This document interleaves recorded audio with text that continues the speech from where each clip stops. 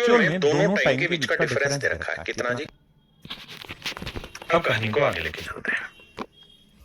मेरे प्यारे बच्चों, अब एक बात होता ना, हमें एक्चुअल में दोनों टाइम के बीच का डिफरेंस दे रखा है कितना जी, 6 महीने। तो बेटा ये बताओ 8 यूनिट और 7 यूनिट के बीच का डिफरेंस कितना है, 1 यूनिट, जबकि एक्चुअल में 6 महीने। 6 महीने का मतलब बटे 12 करोगे साल आएगा, 1/2 साल। 1 यूनिट 1/2 साल, तो 8 यूनिट कितना रहेगा, 8 गुना 1/2 तो 4 साल। 7 यूनिट कितना रहेगा, 7 गुना 1/2 तो यह है 3.5 साल।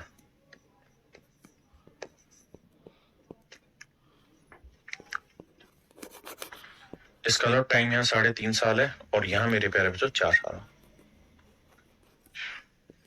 आपने कहा जी ओके रिपोर्ट है। यानी यहाँ एक्चुअल में टाइम 3.5 साल था और यहाँ एक्चुअल में टाइम 4 साल था, तो हम यहाँ से टाइम निकाल सकते थे। अब बेटा ऐसे समझो कि भाई दोनों जगह प्रिंसिपल इक्वल था, तो मान लेते हैं सेकंड वाले में प्रिंसिपल P रुपए था। रेट कितनी है साहब, सेकंड वाले की 7%, और टाइम कितना आया सेकंड वाले का, 4 साल। ठीक है जी, तो ये बना सिंपल इंटरेस्ट, प्रिंसिपल हो गया P। तो principal plus simple interest amount, और कह रहा है हर एक से अमाउंट 2560 रुपए मिली है। तो कैलकुलेट करोगे तो 100P और 7 चौक 28 जोड़ोगे तो ये आएगा 128P बटे 100, 2560। 128 दूनी 256, 20। तो मूलधन आया मेरे प्यारे बच्चों 2000। यानी मेरे नन्हे मुन्ने प्यारे बच्चों, पहला जो धन है, मूलधन है, वो कितना है, 2000। यानी 2000 रुपए ही यहां इन्वेस्ट हुए हैं और 2000 रुपए ही यहां इन्वेस्ट हुए हैं। उसने पूछा टोटल धन कितना है, तो कुल मिला के धन होगा 4000। तो आंसर 2 नहीं 4 कर, यानी 2-2000 दोनों जगह इन्वेस्ट किया, तो कुल मिला के जो धन इन्वेस्ट हुआ वो मेरे बच्चे 4000 बोला जाएगा। ठीक है, मैं जानता हूं कम पल्ले पड़ा होगा, लेकिन करिए भाई कोशिश, बिना करे तो जीत हार होगी नहीं है, और हर कोई चीज दूसरा बताएगा नहीं, करना आपने ही है सारी चीजें।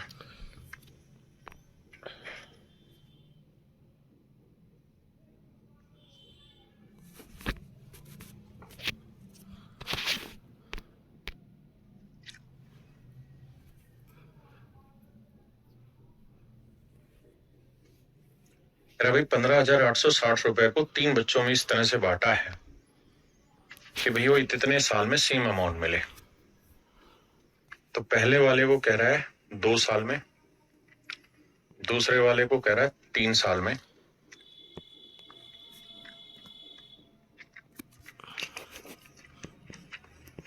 और तीसरे वाले को साहब 4 साल, 5% की रेट से।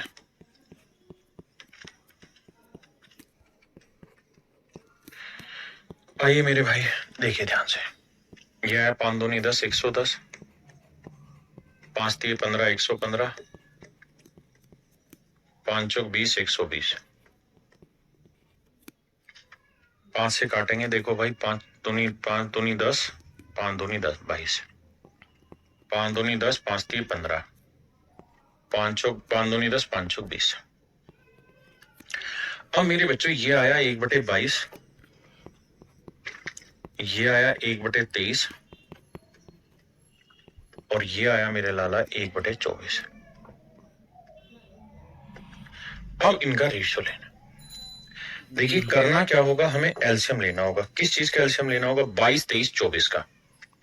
तो भाई 22, 23, 24 का एलसीएम क्या होगा, कुछ नहीं हो रहा है इनमें कॉमन, तो 22 गुना 23 गुना 24। आपने कहा जी बिल्कुल ठीक है भाई, यही तो हर एक का एलसीएम लोगे। अगर तीनों ऐसे नंबर है जिनमें कुछ भी कॉमन नहीं आता तो क्या करें, मजबूरी है, सोल्व करना पड़ेगा।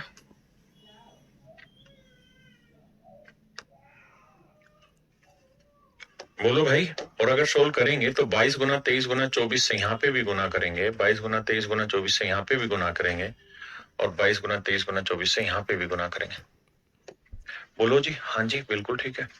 तो 22 से 22 कटा तो ये आंसर आया 23 गुना 24, तो 24 3 72, 24 दूनी 48 और 7, 48 और 7 कितना होता है, नहीं भाई 24 3 72 का 2 हासिल। एलसीएम कम भी आ सकता था, हमने गलत लिया एलसीएम, कम आ जाएगा। वैसे इससे भी ठीक आना है, लेकिन एक स्टेप और बढ़ जाओगे फालतू में, हासिल नहीं होगा कुछ भी। देखिए कैसे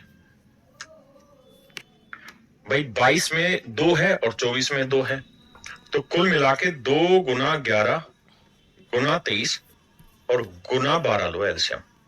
24 है ना, तो यही एलसीएम आएगा 11 गुना 23 गुना 12। जिनको एलसीएम की समझ है वो जानेंगे, क्योंकि 11 गुना 2 होता है और 2 24 के अंदर शामिल है, तो यही मेरे प्यारे बच्चों आपका एलसीएम आया। यही एलसीएम यहां रखेंगे, यही यहां रखेंगे मेरे बच्चे, और यही यहां रखेंगे। अब क्या चीजें आसान हो जाएंगी। अब देखिए मेरे बच्चे, 11 दूनी 22, 2 से काटेंगे, 2 6 12, 3 6 3 18, 6 दूनी 12 और 1 13, 30 6 138। देखना भाई कोई दिक्कत तो नहीं यहाँ